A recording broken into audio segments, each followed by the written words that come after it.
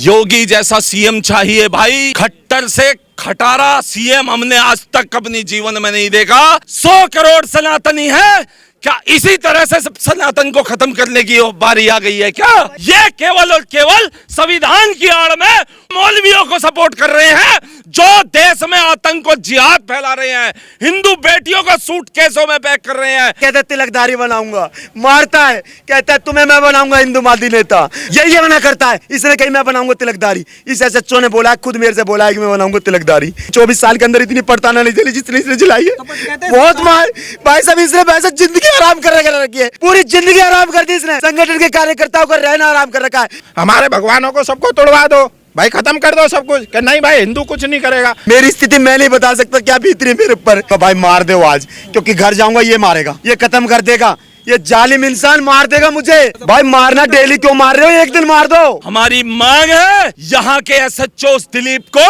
घर बिठाया जाए, बिल्कुल घर बिठाया जाए, उसकी नौकरी से हटा करके। मृतकों के मुकदमे खोल रहा है, मृतकों के मुकदमे। जिस दिन से ये आया है, जिस दिन से आया उसी दिन से टारगेट कर रहा मैं। अगर न्याय व्यवस्था कहीं है पूरे देश में तो केवल और केवल उत्तर प्रदेश में ही न्याय व्यवस्था काबिज है। अरे कैसी सरकार, इसने बिठा तो रखा है नाक हमारी साली पे। भाई टॉर्चर करता है, मारता है, घरों में जाके धमकाता है। उन मुसलमानों से हिंदू बेटी को बचाया, इसलिए टारगेट करके मारा उसे। हम मरेंगे? अरे भैया उनके अच्छे से मरने से अच्छा एक दिन में यही मौत दे देवे, खत्म कहानी।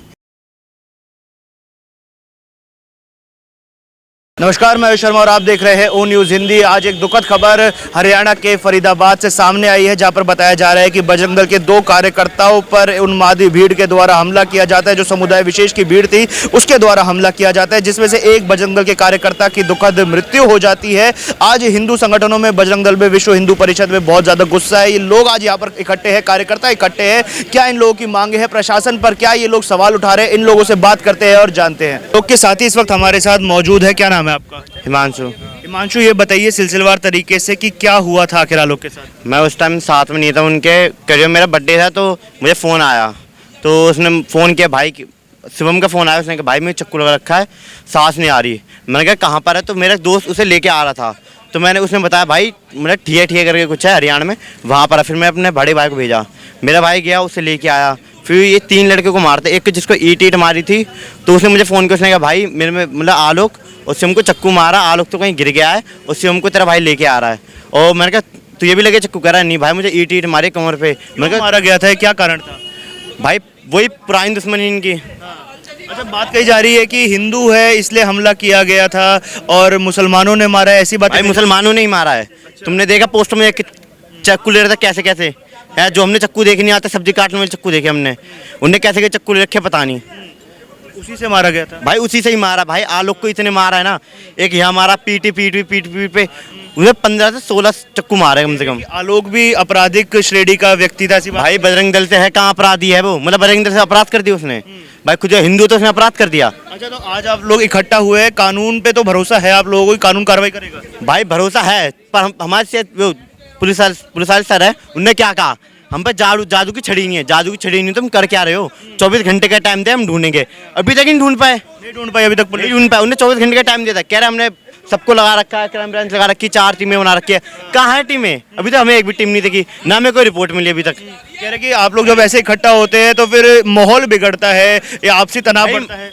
माहौल बिगड़ रहा है। हमने मतलब अपने भाई के लिए कुछ बोल दिया कि हमें भाई हक चाहिए, मतलब उनको ढूंढो, उनको ना ढूंढ रहे ना कुछ कर रहे हैं, वो तो घूम रहे होंगे कहीं। पुलिस पे भरोसा है, पुलिस कार्रवाई कर पाएगी? भाई नहीं, भरोसा नहीं है। नहीं भाई, क्यों लगता है आपको? भाई अब तो ढूंढ देती।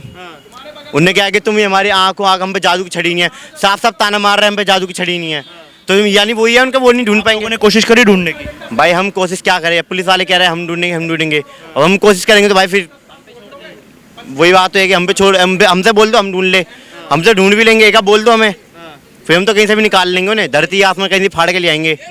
एक बोल तो दे हमें। गुस्सा होता है कहीं ना कहीं जब दोस्त की मृत्यु हो जाती है। भाई दोस्त की, भाई साथ में खाया है, साथ में रहा है, भाई बचपन में खेला है, भाई दुख नहीं होगा क्या? भाई क्या है?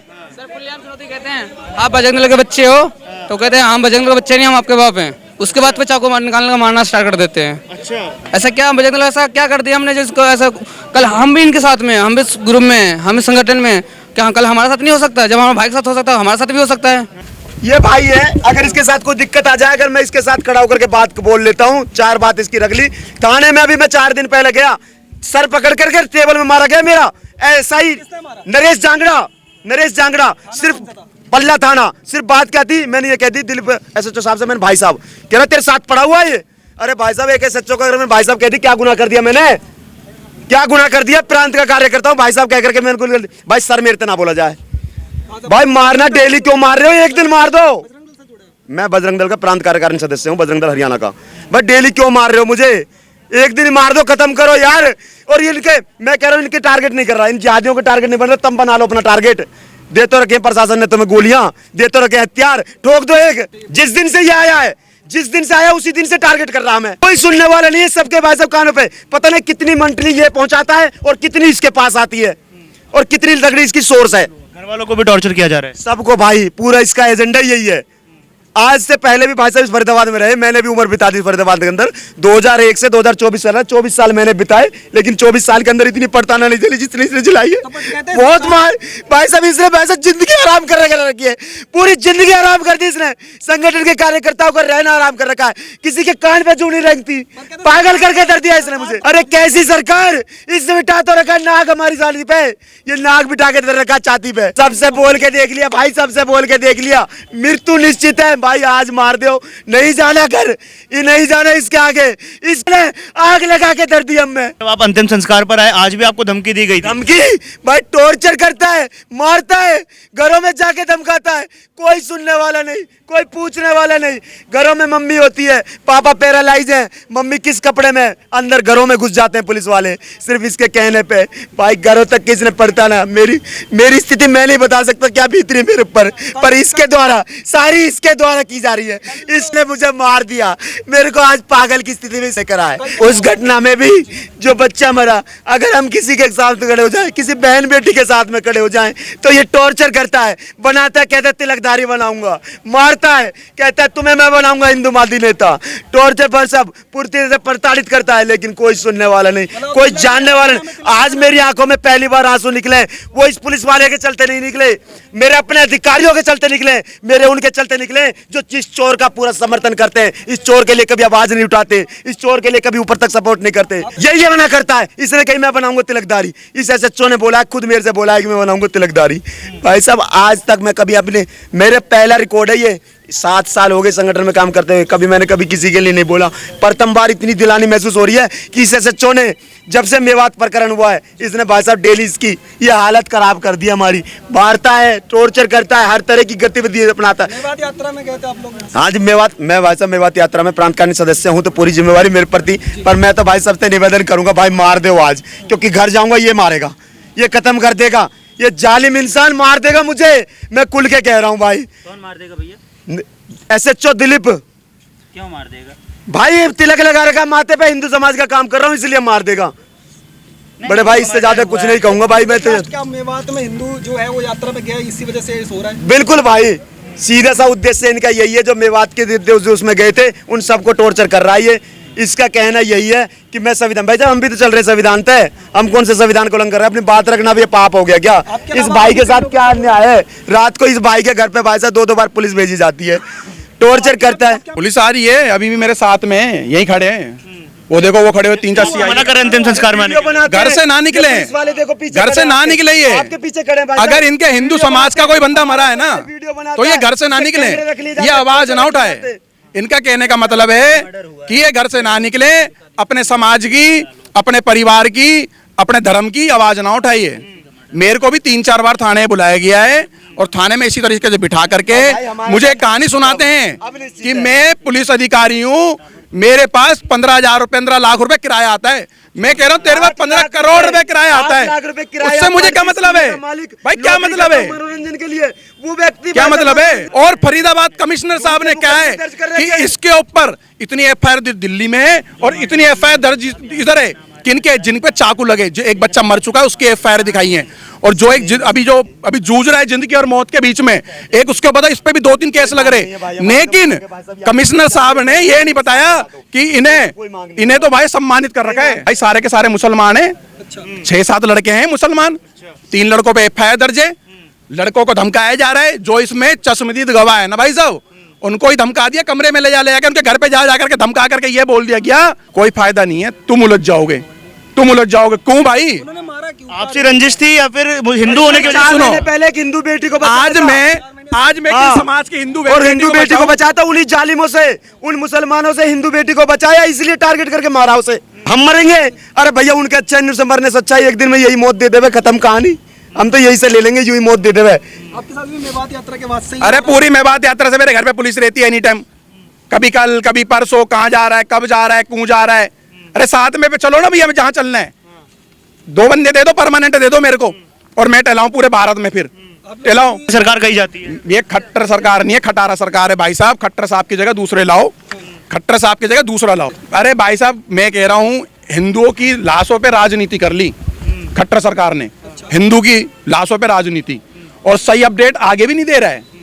हम चाहते हैं बीजेपी सरकार जो है, बीजेपी वाले ऐसा कैंडिडेट लाएं, यहाँ पर ऐसा कैंडिडेट लाएं कि इन जिहादियों पे शिकंजा कसा जाए। इन जिहादियों पे, ये जिहादी हमारे सनातनियों को मारेंगे, हरियाणा पुलिस का नुकसान करेंगे, फिर उसके बाद हमारे टैक्स से बैठ करके ये अपना जेल में अन्न खाएंगे। ये सबसे पहले मैं आपसे निवेदन करना चाहूंगा, पहले आप दिखाएं कि क्या मांग रहती है हिंदुओं की। केवल एकमात्र मांग रहती है कि फांसी दो, फांसी दो और फांसी दो। जो संविधान में लिखा है कि हाँ हत्यारों को फांसी दो, लेकिन ये खाकी वर्दी वाले ये केवल और केवल संविधान की आड़ में मौलवियों को सपोर्ट कर रहे हैं, जो देश में आतंक और जिहाद फैला रहे हैं, हिंदू बेटियों को सूटकेसों में पैक कर रहे हैं। आज फरीदाबाद में 2 हिंदू कार्यकर्ताओं के ऊपर जो हमला हुआ है, उन्हें मारने के लिए जो हमला हुआ है, आज क्यों नहीं ये पुलिस के जो अधिकारी है, क्यों ये मूक दर्शक बन के बैठ गए हैं? यात्रा से यदि माहौल खराब हो रहा है तो ये इनके ताजियों में जो यात्रा निकलती है उनसे माहौल खराब नहीं होता। वो शस्त्र लेके लहू लुहान कर देते हैं सड़कों को, वो हमारे मंदिरों के आगे अल्लाह अकबर के नारे लगाते हैं, वो कहते हैं उनका ही खुदा पूजने लायक है, हमारा खुदा पूजने लायक, हमारे भगवान पूजने लायक नहीं है। ये 2ym दर्जे का नागरिक बना के छोड़ दिया है इन्होंने हम हिंदुओं को, 2ym दर्जे का नागरिक। और जनता का जो नौकर है वो जनता की सेवा के लिए बना है, जनता को न्याय देने के लिए बना है। इन पर भी आपराधिक मुकदमे दर्ज हैं, आपराधिक श्रेणी के लड़के थे। आपराधिक मुकदमे तो जितने भारत की जेलों में कैदी बंद है सब पे है। हिंदू एक ही मांग रखता है कि फांसी दो, उन्हें फांसी तक नहीं देता है, फांसी तक नहीं देता है। अगर न्याय व्यवस्था कहीं है पूरे देश में तो केवल और केवल उत्तर प्रदेश में ही न्याय व्यवस्था काबिज है। वहां घर के आगे जिहादी के निकलने से पहले बुलडोजर खड़ा हो जाता है, जमीन घर जमीन जायदाद सब मिट्टी में मिला दिया जाता है। वहां पर भी योगी जैसा सीएम चाहिए, योगी जैसा सीएम चाहिए भाई। खट्टर से खटारा सीएम हमने आज तक अपनी जीवन में नहीं देखा, जो भाजपा को बदनाम करने में लगा है। भाजपा शासित राज्य में जब हिंदू सुरक्षित नहीं है तो अब बताओ आप हरियाणा की जगह और कहां सुरक्षित होगा? कोई खड़ा होकर कहता है सनातन को मिटा दो, कोई कहता है सनातन को खत्म कर दो।